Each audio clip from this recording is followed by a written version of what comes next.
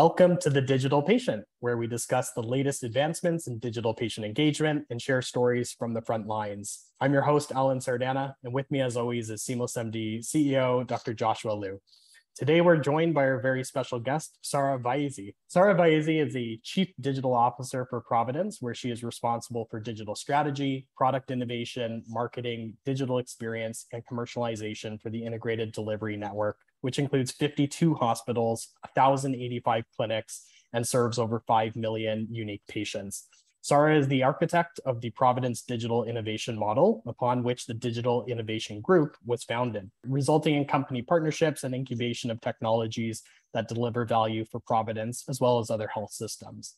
The model has resulted in commercialization of 3 incubated technologies into independent companies from within DIG, all of which are supporting Providence and delivering on its mission and vision of health for a better world. Sara is active in the broader healthcare industry, serving as an NCQA board director, as a member of the inaugural class of the Frisk Cressy Ventures Collective, Health Evolution Forum Fellow, World 50 Digital 50 member, and a Forbes Business Council member.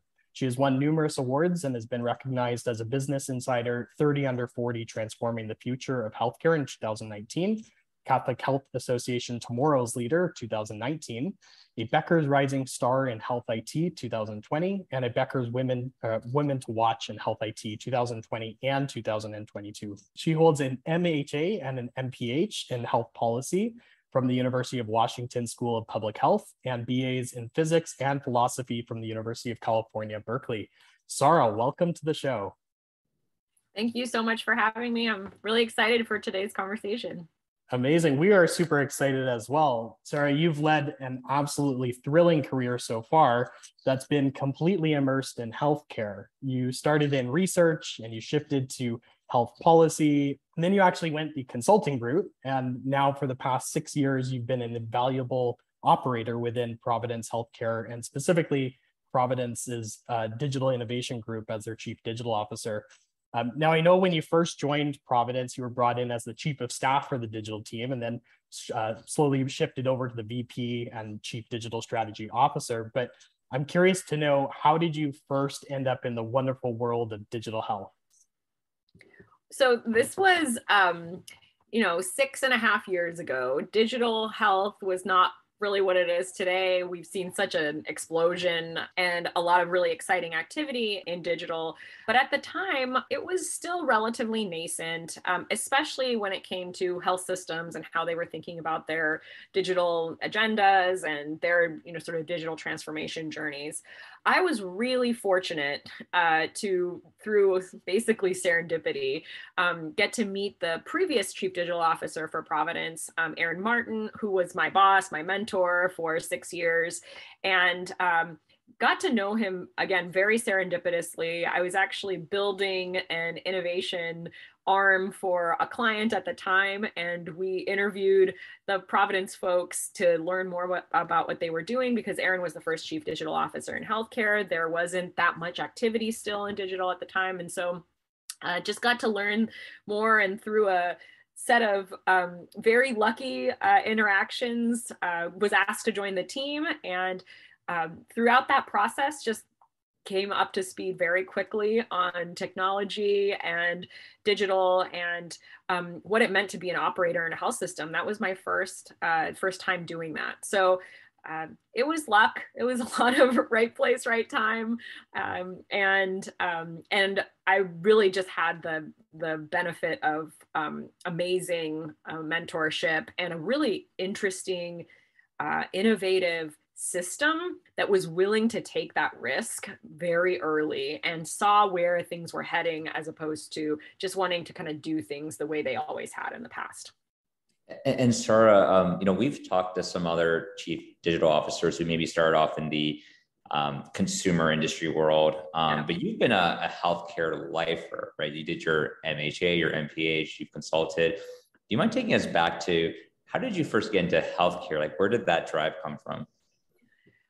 So my initial, I would say, foray into healthcare was actually more on the translational research side of things. So I was a research scientist at a medical device company that built therapeutic ultrasound intravascular catheters for drug delivery. And I had done quite a bit of research in other forms of therapeutic ultrasound for hemostasis, which is stopping bleeding, and for tumor ablation, so supporting cancer patients. So I'd done all of this work that was adjacent to healthcare proper, but it was really, research oriented.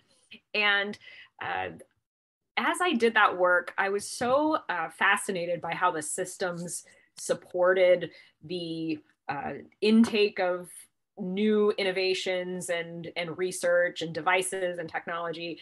And I started to go down the path of learning about the systems, learning about the policies that enable us to do these things systematically across an entire country, how we pay for them, how we regulate them, et cetera. And that's where I decided to make the transition and learn really more about how the healthcare system functioned. That's when I got my MHA and my MPH.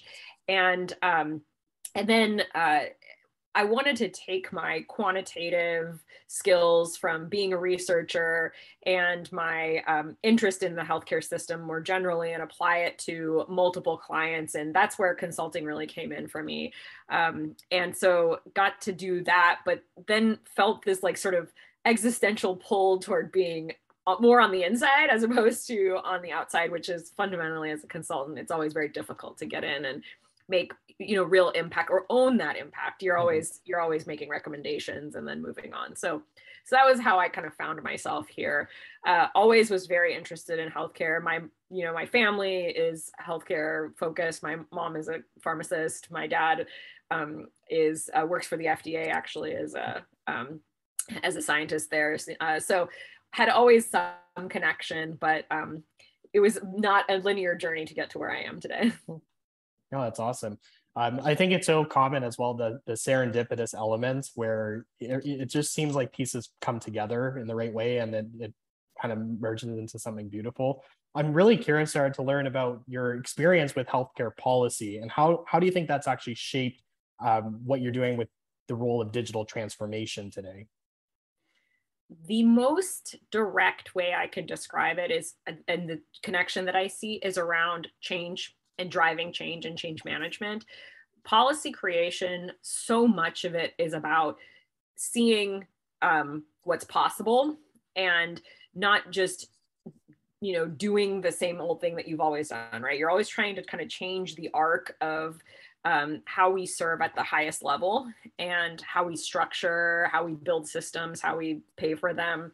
And it is very slow and very process oriented. But fundamentally, it manifests itself in sort of change management of like large constituencies, large groups of people, all with vested interests. And that was the biggest connection I see to what we do in digital, which is that it's fundamentally different. It's not just about building technology or ingesting technology that allows you to do something different. It's also about changing your business model. And in order to do that, you have to tackle at the most fundamental level those issues around vested interests and incentives and how people consumer behavior and how consumers access care, how they do different things, right, and their expectations. And so the closest I can describe, like the closest corollary, I guess, is really around that change management, getting people to come along with you to understand the story and to engage around it, and this kind of vision for like where we need to head. And sorry, maybe just to dig in more to the digital side now, lots of health systems now are saying they need a digital front door strategy. And I think what Alan and I have found is that if you talk to different health systems, they are often defining digital front door very differently. Now, yourself and Providence were one of the earliest pioneers, from what we've seen, of the digital front door. So today, though, like, how are you thinking about your framework for the digital front door? What does that mean for Providence? Well, we reject the notion of a single digital front door.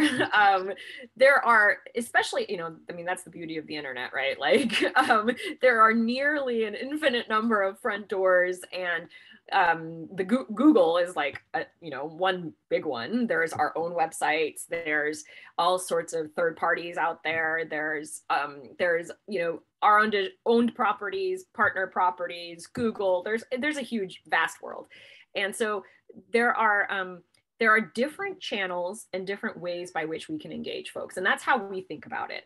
And sort of when we break it down to kind of basic principles, one is to be present in as many of those channels as we possibly can be.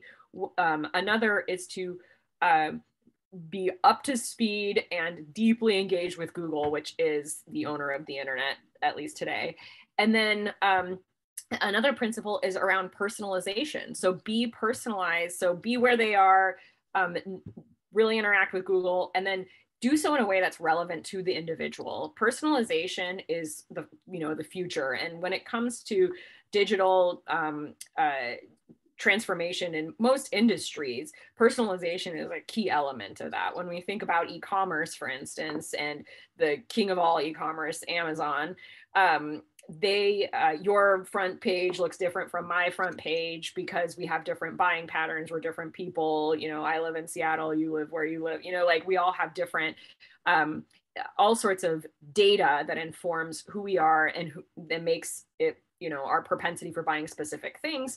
And that is no different in healthcare, except for that our objectives are different. We're not just trying to get people to buy stuff. We're actually trying to improve health outcomes and so on. So personalization is a key part of this channel strategy. So I would take it away from the concept of digital front door and say there's a broader channel strategy around serving up to the individual a personalized experience. That's how we think about it. Mm-hmm. Yeah, I love that. I think, from some of the other guests that we've had on the show that are in the digital world, oftentimes there's different scopes of what they're responsible for. Mm-hmm. And you've shared in the past, this new role that you're in really consists of three main responsibilities. The first bucket is marketing and digital experience. The second bucket is product development. And the third one is strategy and commercialization. I'm curious, because that is such a large umbrella, how do you decide what to focus on from each of those buckets today? Yeah, those while they're distinct in terms of the functions themselves, they work very closely together in our organization, and they all operate at that kind of consumer or patient-facing front end of the organization. And the fundamental kind of thesis around digital transformation in most other industries, travel, banking, et cetera, commerce, has been that digital, the first place where you can really affect change around the business model is around generating demand, aggregating demand, and capturing demand. And that's what we do with respect to owning this consumer-facing front end of the organization. So those three pieces fit together in terms of customer acquisition, retention, engagement, and here's fundamentally how they work together. So we are doing a tremendous amount of work around knowing who our customers are, and then being able to, or potential customers, being able to do targeted outreach to them so that they can get the care that they need, converting them into our ecosystem, and then building an identity around them so that they can have authenticated, personalized experiences. The technology that we're building, so we're doing that through our marketing activities, and then the technology that we're building is what's driving that identity-driven engagement experience. So essentially, we're incubating technology that our teams, our operating teams, our marketing team, our digital experience team, and our clinical and operations teams outside of that can utilize to drive those engagement experiences.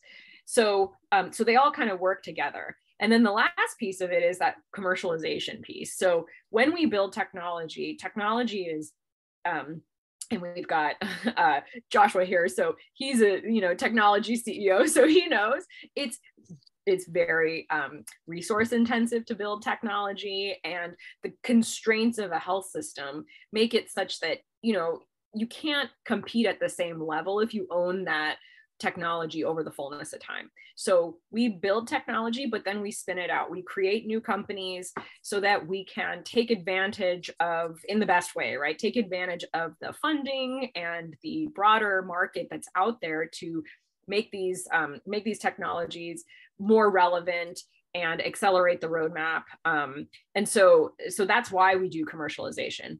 We want to, kind of free ourselves from the constraints of the health system while taking advantage of the really great aspects of the health system, which is access to subject matter experts, leveraging that intrinsic trust that we have with people to be able to know what they need and be able to serve it up to them, having access to the data, the technology environments, all that stuff.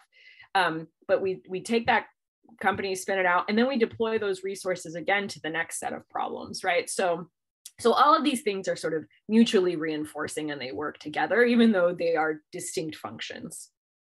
So Sara, the incubation piece at Providence is so fascinating, so unique. We've seen a few different ways that you've spun out companies. So we had Mike McSherry from Self on the podcast a couple of weeks ago, and he was, I guess, an entrepreneur in residence, brought in, uncovered a problem with Zelf, and then spun it out of Providence. You've, I think, incubated things completely from internal. I think Dexcare, might have been just purely incubating, then you spun it out. Congrats on that. I want to dig into Dexcare a little bit later as well, because I know that's a big thing that you're supporting now. But I was wondering, when you're actually building that internally and incubating it, like one of the risks you might run into is the fact that this might be a Providence only problem that you're solving. And then when you go to market, do you realize that no one else actually needs this problem solved? So when you're incubating something at Providence, how do you actually figure out if there is a path to product market fit even outside Providence?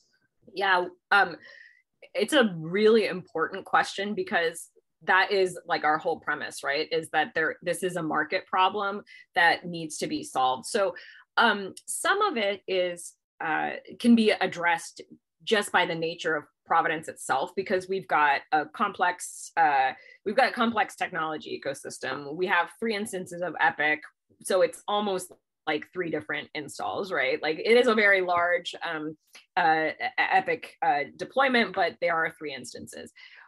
We have like 7 different regions that we operate in, and they all have their own individual dynamics. So they're all unique and almost operate like mini health systems within a larger health system. So we get some validation around like, this isn't just one unique little idiosyncratic problem to one system throughout our internal process. But we also look externally. So whenever we're going to start up a new effort and a new vertical development effort, we go and we interview tons of people. So and when I say tons, that's the technical term for like the last time we did this, we interviewed about 250 people, half of them internal, half of them external. And we take there's a tremendous amount of breadth. So folks in the regulatory environment, folks that are in the payer environment, we look at all the sectors, we go really deep on the provider side. And so we try to get a market perspective. And then throughout our process, that's kind of in the just understanding the problem phase. Then we go and we kind of get a thesis around what the problem is, do a build buy analysis. We get additional market kind of validation there. If we find companies, we can compare against them. We can kind of start to understand what the landscape looks like. If we ultimately then decide to build, we continue to hone the thesis around what we're building, why we're building it, what the problem is. And throughout that process, we do things like voice of customer research. So we go out, we continue to interview health systems, often in a blinded way, so that they're not influenced by the way we're seeing the problem or the way we're building or the fact that we're Providence, right? We go and we interview folks and again, continue to hone so we understand that this is a market problem. We do a lot of kind of upfront de-risking because we don't have the market structure or the margin structure, to like experiment a whole lot, right? Like that's not, we are relatively risk averse. And what I'll say is like, our funnel starts really broad and it gets very tight very quickly. So we don't take very many shots on goal. In this last iteration, we had a list of like 100 or so problem statements, and we are now building around 2 verticals, right? Wow. So it gets very, very narrow very quickly. With Dexcare, it was a similar thing. We went through that process and vetted it a lot before we got to the phase where we were like, hey, this is something we're going to put a tremendous amount of resource behind and get it out as a, sort of independent market validated solution.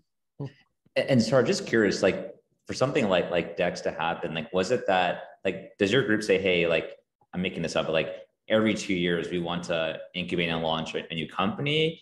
And so you have all these ideas and you're intentionally narrowing it down to something to focus on for the next year or two? Or was it that people internally kept coming to you with the same problem and then you just went after it and it was a little more organic? Because I know like some companies are very intentional where they start with the thesis that they want to build something in that space. Others are more like organic. People are running to you with problems. How does that work at Providence?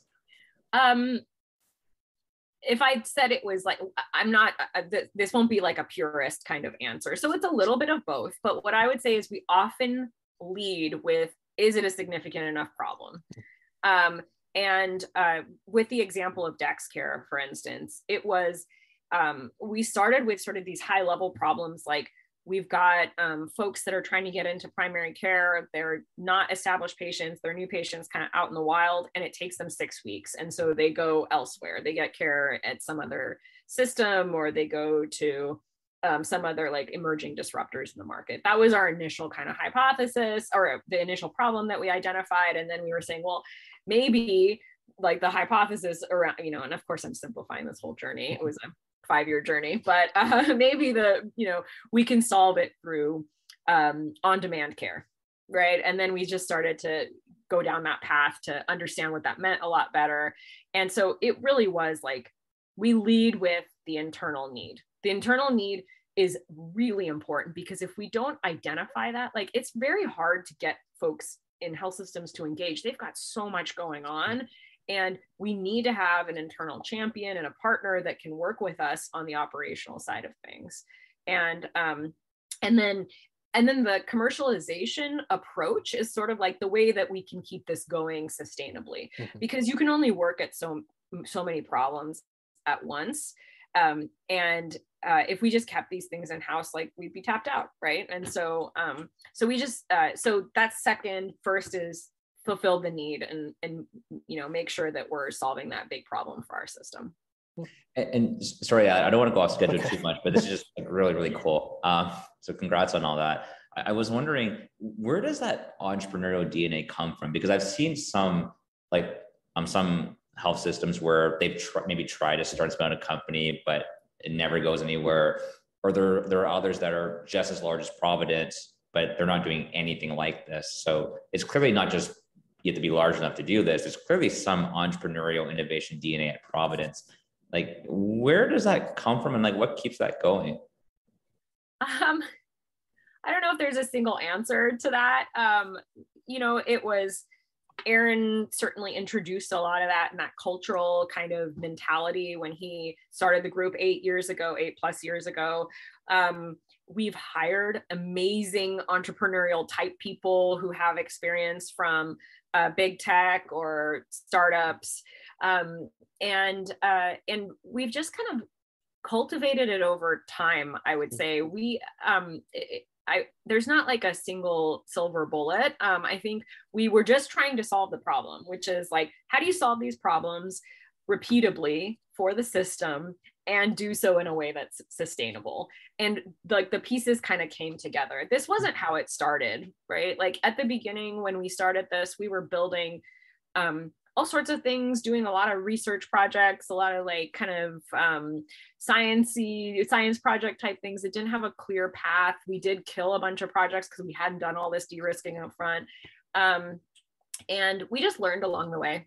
And I think it was that openness to learning and the support of like the CEO who had our back the whole time to say like, this is the right thing to do, and went along and like this with us in this journey.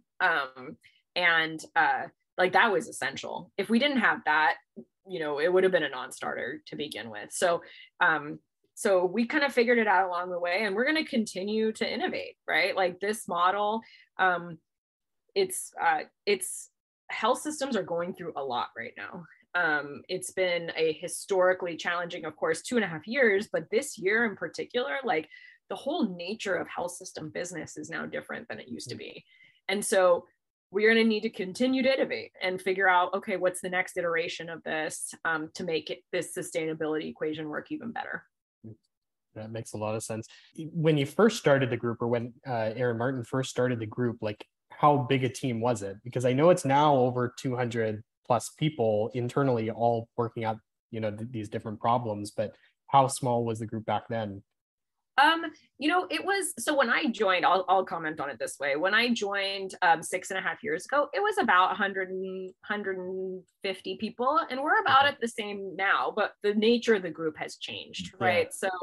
So as we've honed our thesis around, like, what are we trying to do within the system, this sort of notion around supporting the front end, this demand aggregation and capture piece, the pieces of the group have changed. And so marketing was not part of the organization to begin with. And we realized, like, that's a really key element to all of this, is how you do customer acquisition, how you think about it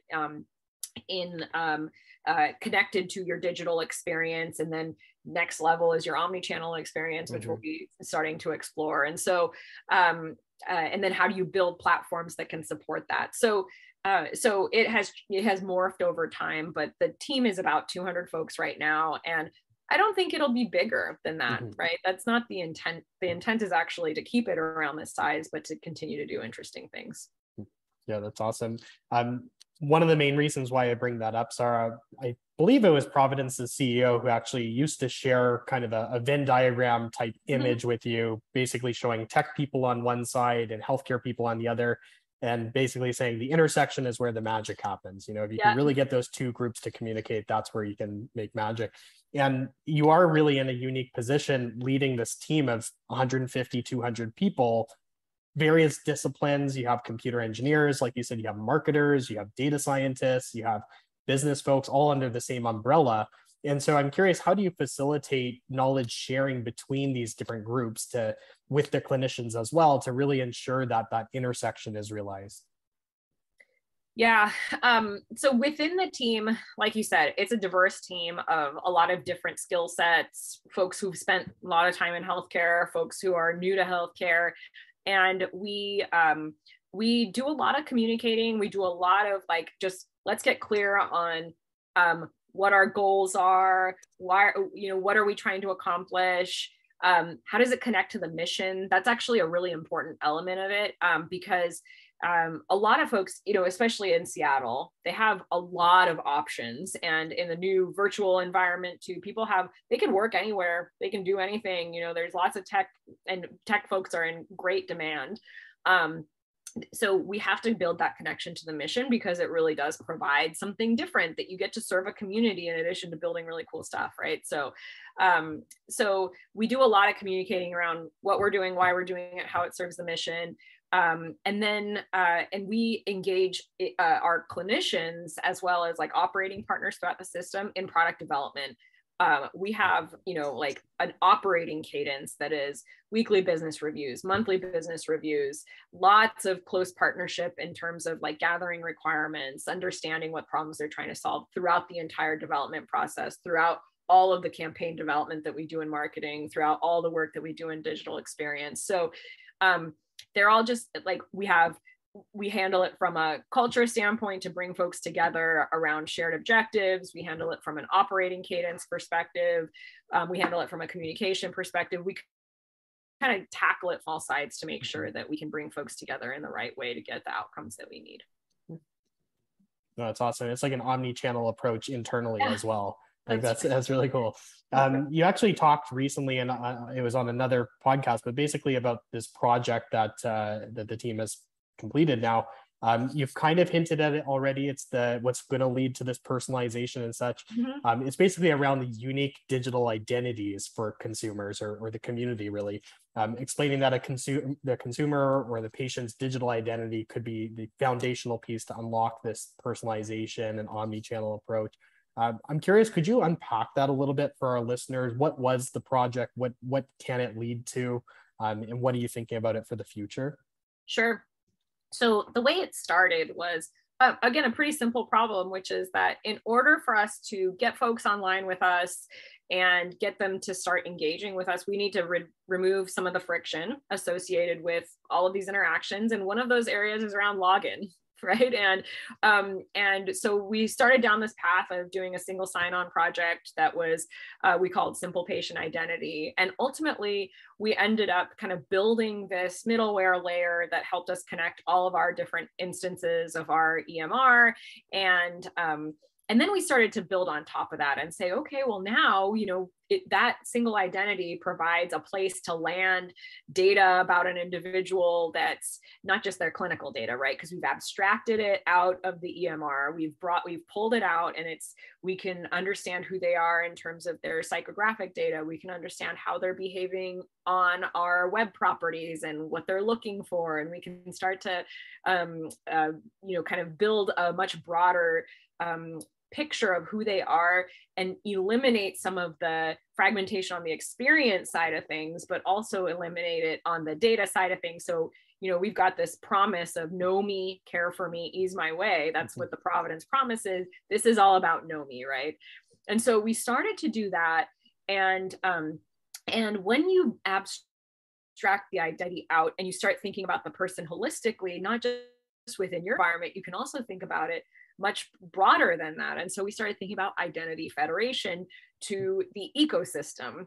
So other third parties, you mentioned Mike McSherry and Zelf, like we can work with them on all of the products and services that they enable. We can do both one-way and two-way authentication in terms of like folks sending us an authentication token and then triggering a clinical action, or us sending data back to them. And so it really creates this holistic picture of how folks interact. And what that does is, again, like we need to take in the signals about an individual, understand what they're looking for, from an intent, motivation, preference, and then clinical appropriateness side of things, and then serve up to them things that are relevant to them. And so that's the whole premise of identity driven engagement, is once we can understand them, we can create a profile around them and then build, recommendations and experiences that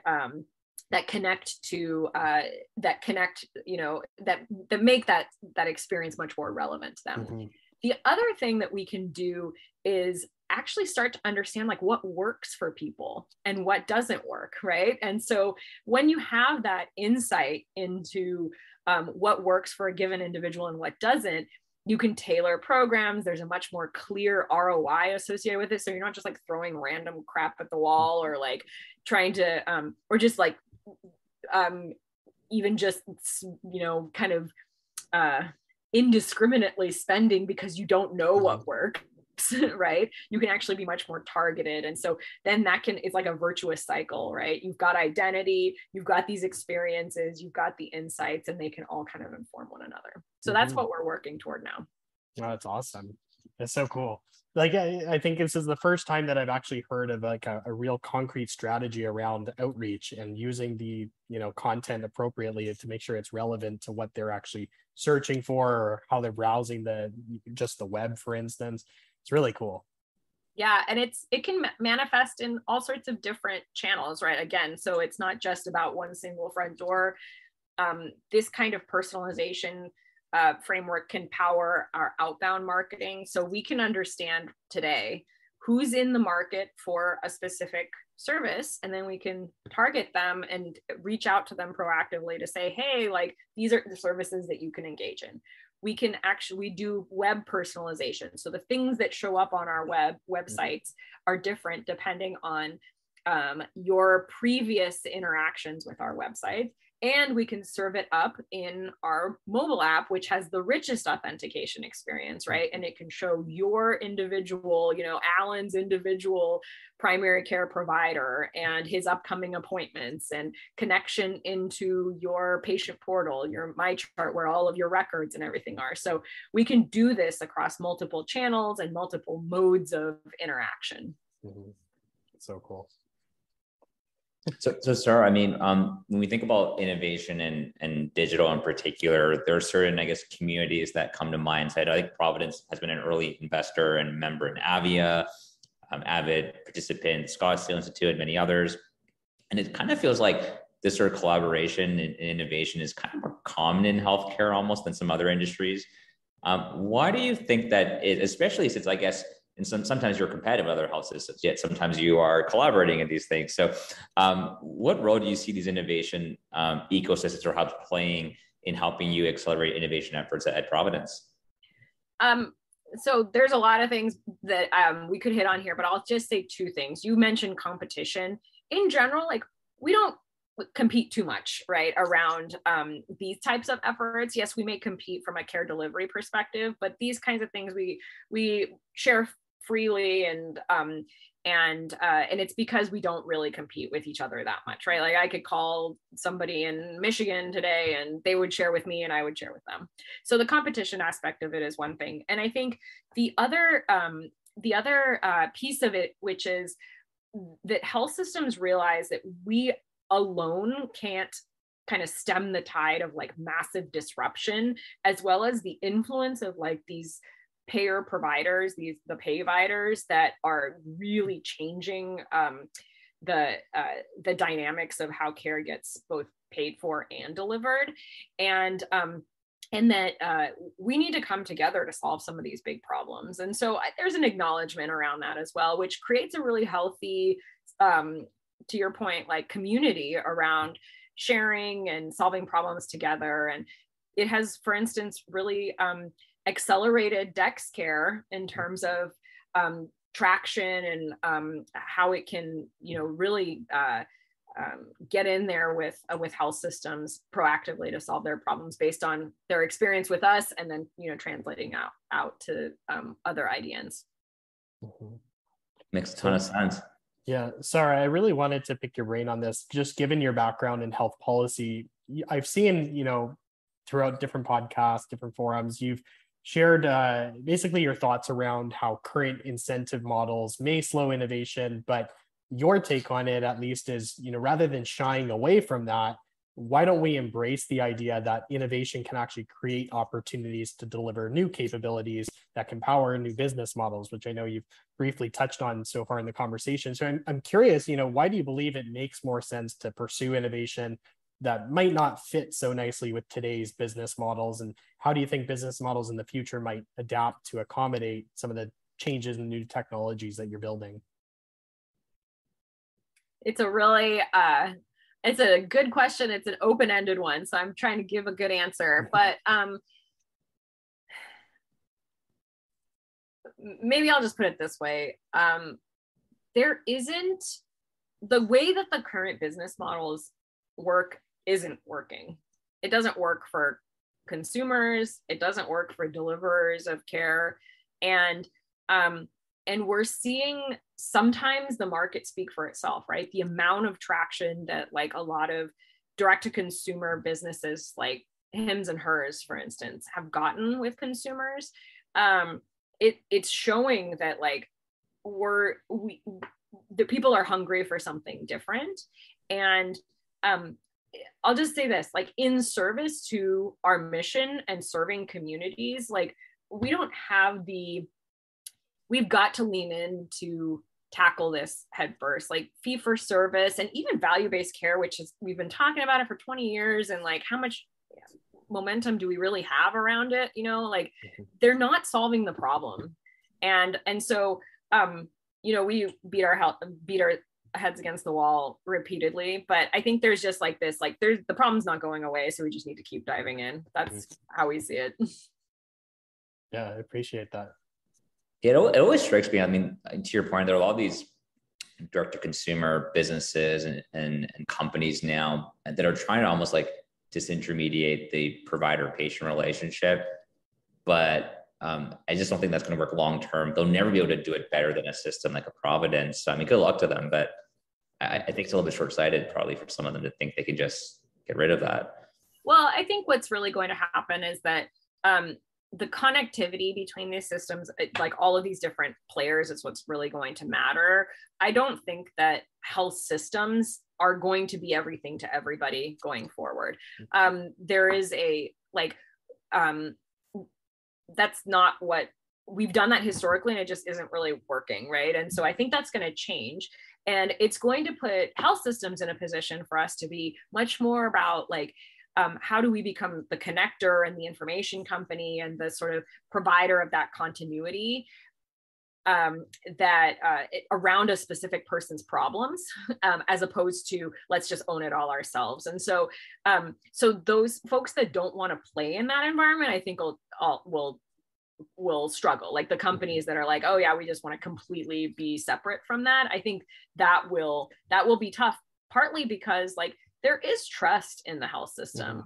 And that relationship with your doctor, if you have one, and so there, there's some intrinsic value there. And of course that's changing too, right? Like a lot of young people don't have primary care providers, or they get their care from a much more episodic sort of transactional place. And so that's going to change too. But I think ultimately for the betterment of the community, like we've put all this money into healthcare and our outcomes still suck, right? And so the continuity around solving an individual's problem is the direction that everyone's going to need to take, as opposed to just like disintermediating for the sake of disintermediating. Yeah, that makes sense. Can we ask a bit about your thoughts on like health equity and the digital divides? I'm biased. Alan and I are biased because we're in the tech world, and I guess you're probably biased too, being in tech and digital. But my whole thing has always been, we won't get 100% adoption or penetration today, but adoption will only keep going up, accessibility will only keep going up. So we're on like the right curve.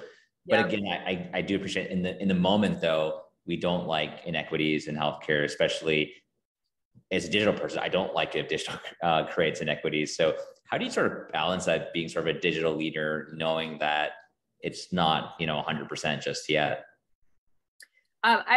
I agree with you. I don't think it means that we need to like shy away from digital, because it can, there are still digital disparities as well. So we need to keep pushing forward, but we need to do so in a way that's mindful of like the underlying health equity and equity issues that persist in our society. So for instance, like we are now working on full translation, like Spanish language translation and other language translation on our digital property, so we can lean in on like language and issues, for instance. The other area that we've started to be mindful about and think about is like in environments where data is a factor, right? Operating our digital platforms in ways that require less data. So in SMS or, other kind of things like that.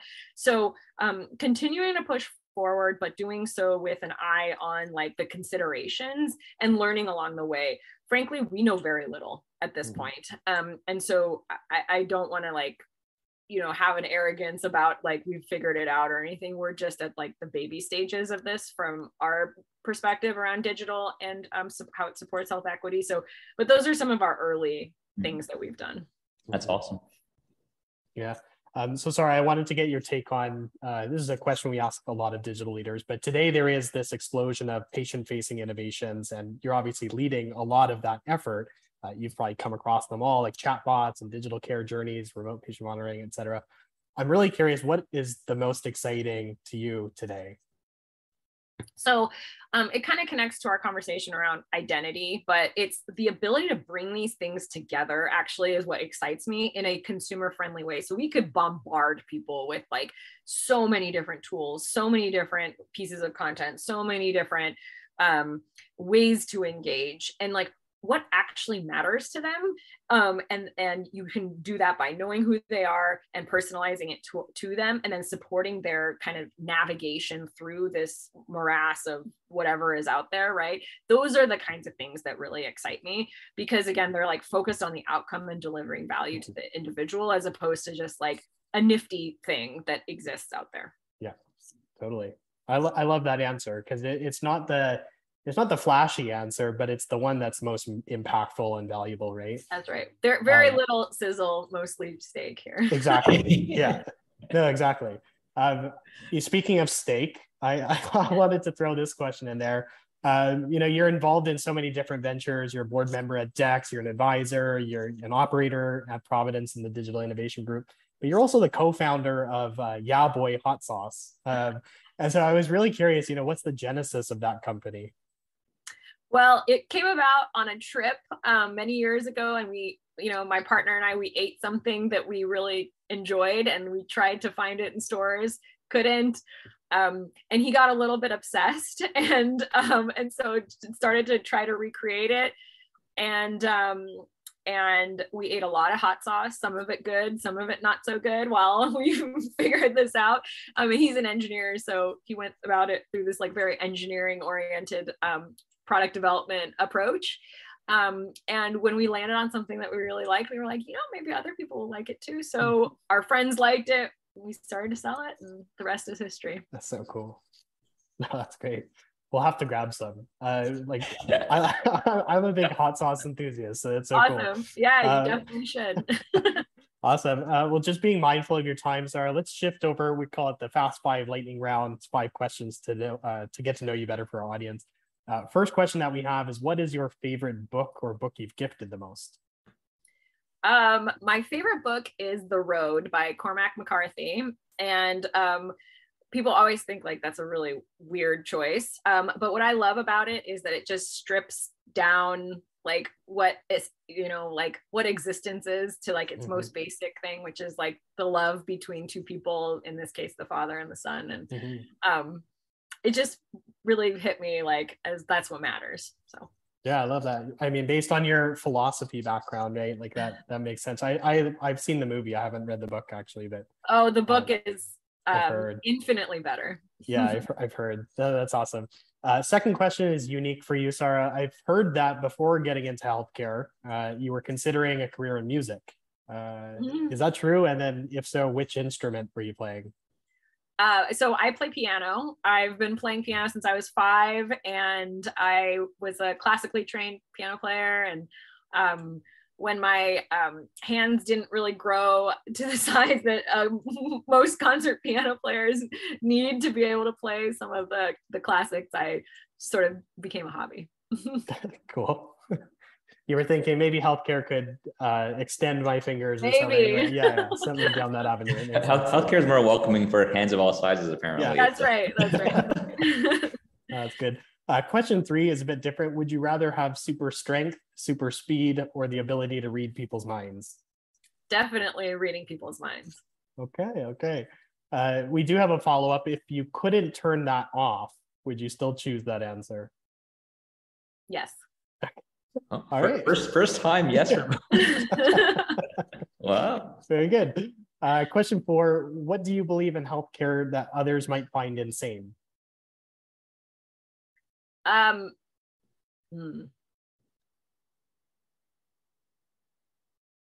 is such a good question. I